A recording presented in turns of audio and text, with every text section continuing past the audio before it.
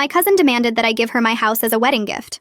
My cousin Rachel announced her engagement to Brian at Thanksgiving dinner and immediately turned to me saying she knew what my wedding gift would be. I thought she meant the crystal vases I'd been collecting for family weddings, but she said no, I'd be giving them my house. Not helping with a down payment, not lending money, but giving them my actual house that I'd bought 2 years ago after saving for a decade. She said it out loud in front of 30 relatives like it was already decided. I laughed thinking it was a joke, but Rachel was serious. She said I was single with no kids, so I didn't really need a 3-bedroom house while they were starting a family and deserved a proper home. She actually used the word deserved while sitting in my dining room eating the dinner I'd cooked. My Aunt Helen, Rachel's mom, nodded along saying it was so generous of me to help the young couple get started.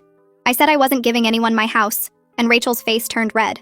She said I was being selfish, keeping a family home all to myself when I could easily go back to renting an apartment like someone my age without children should be doing anyway. She actually said those words to me, a 31-year-old homeowner, while she was 26 and living in Brian's mom's basement. The whole family went quiet, but nobody defended me. My Uncle Tom said sharing was important in families. My own mother said I should consider it since I could afford another place eventually. My dad stayed silent, which was him agreeing without having to say it.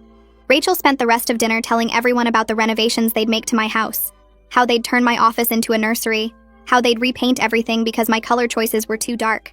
She was planning my house like she already owned it. After dinner, Rachel pulled me aside and said she'd already told Brian's family that I was giving them a house as a wedding gift, so I couldn't back out now without making her look like a liar. She said his parents were so impressed that her family was generous enough to provide housing. She'd apparently been bragging for weeks about her rich cousin who owned property and was going to set them up for life.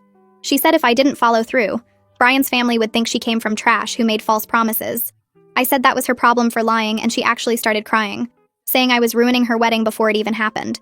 For weeks after that, Rachel kept acting like the house was already hers. She'd bring Brian over without asking to measure rooms and plan furniture placement. She'd tell people we were doing a title transfer and just working out the paperwork. She had mail sent to my address claiming she was updating her information early. She even told the neighbors she'd be moving in after the wedding and asked them about the neighborhood association rules. Brian's family started contacting me about the house too. His mother called thanking me for my generosity and asking about property taxes.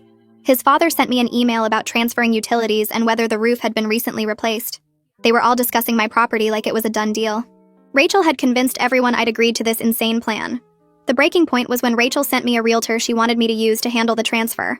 The realtor, Diana, called me confused because Rachel had said I wanted to gift my house but hadn't provided any documentation proving I owned it or agreed to this. Diana said she needed to see the deed and my written consent before proceeding. That gave me an idea. I told Diana I'd bring everything to Rachel's wedding planning party that weekend. Rachel had invited both families to plan the wedding and discuss the house transfer.